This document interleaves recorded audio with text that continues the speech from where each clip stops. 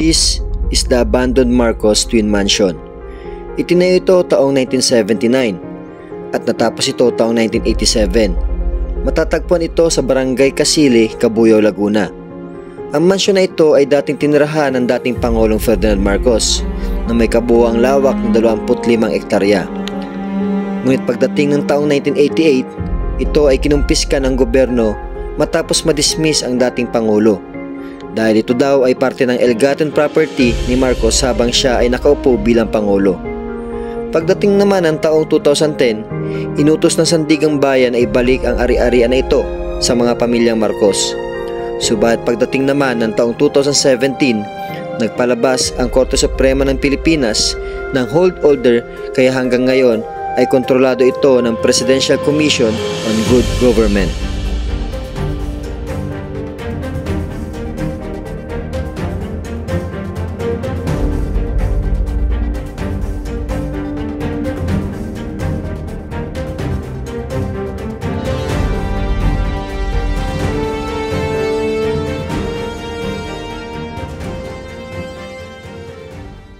Alright, so magandang hapon sa inyo lahat. Nandito kami ngayon sa Barangay Casili, dito lang sa Cabuyao, Laguna.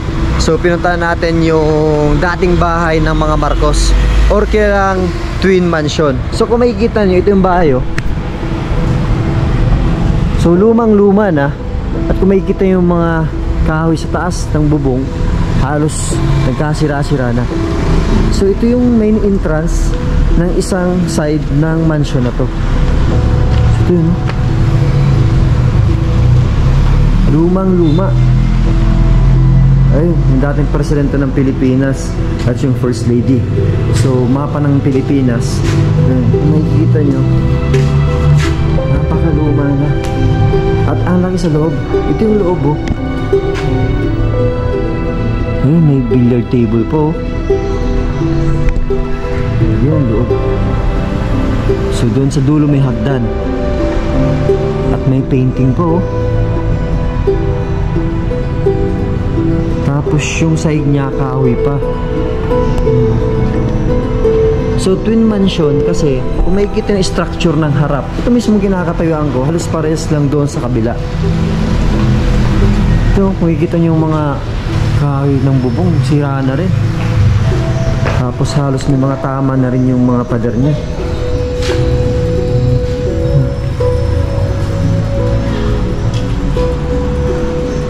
So ito yung dating mansion ng mga Marcos.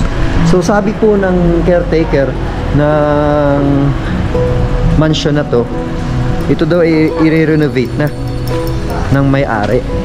Kaya hindi na sila nagpapapasok dito. Fortunately, nagpaalam tayo ng maayos sa caretaker na kung pwedeng pumasok kami dito sa loob ng mansion na to. Kaso ang sabi niya, hindi daw pwede. Kasi nga yung mga nakausap ko mga content creator dito sa Laguna tapos Maynila, kahit sila hindi na rin pinapasok dito. So ito yun, napakalaking mansion. Tapos ito daan, no, papunta doon sa may kabila. So kung makikita mo yung structure nito, ayan, no? So halos pareho dito sa kabila, kaya tinawag na Twin Mansion. Makikita yung bubong, oh, sira na rin, no?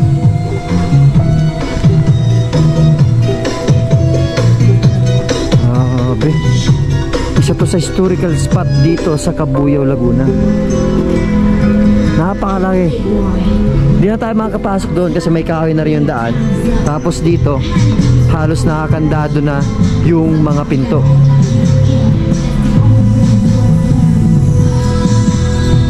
Grabe, ang ganda. Alam mo, kahit luma, napakaganda kasi unang-una alam yung historical place to. At ito'y tinirahan ng dating presidente ng Pilipinas. At kasalukuyan, ang presidente natin ngayon ay ang kanyang anak. Ito, napakalawak na bahay. Tapos ito open ground. Ayun, may kita yung side ng mansion na to. Ayun.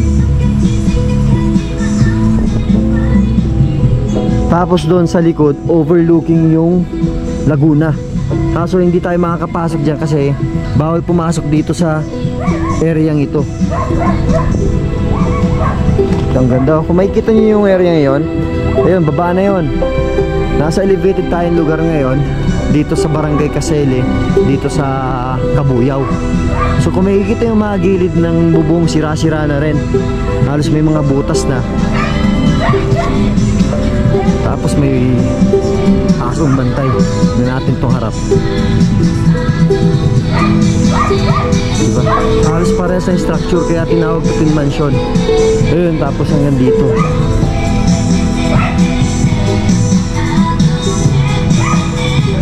Grabe, ang ganda ng lugar na to. Actually, first time kong pumunta dito. Ito talagang sinadya ko kasi alam ko na mayroon ditong historical spot sa lugar na to.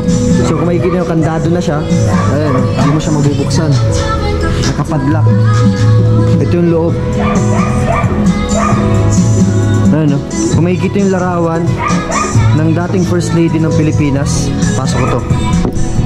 Ayun, yung mag-asawa. Grabing mansion to. Siguro pag binenta to, sobrang mahal na. Diba? Hindi na kayang bilhin to. Ang mga kabila lang ito, mga talagang bilyonaryo tapos milyonaryo. Kasi unang-una nagmamahal yung lupa. Tapos ang binabayaran pa dito, yung prominenteng taong tumira dito. Kasi iba yung sentimental value ng bahay na to. Kasi mga Marcos ang may-ari nito.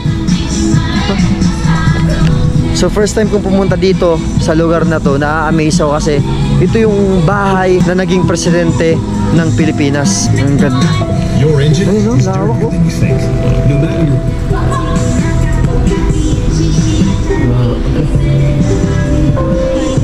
So tignan natin dito sa may hagdan. Hindi man tayo makakakyat dyan kasi bawal nga.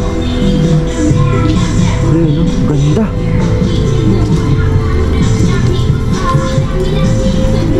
Tayo makakapasok dyan. Ayun. Ito yung parang aisle na nagdudugtong dito sa unang mansion na to hanggang dito sa kabilang mansion. So kung makikita nyo, halos makahoy na, matalahib na. Kasi nga halos napabayaan na rin ang bahay na to. Pero may caretaker to. Alright, tapos itong bahay na to i-renovate as per caretaker ng mansion na to. Diba? So, yun, ito yung isa sa lugar na pinuntahan ko dito sa Cabuyao, Laguna. And then, tinatry pa namin ang aming makakaya na payagan kami mag-cover ng abandoned barracks dito.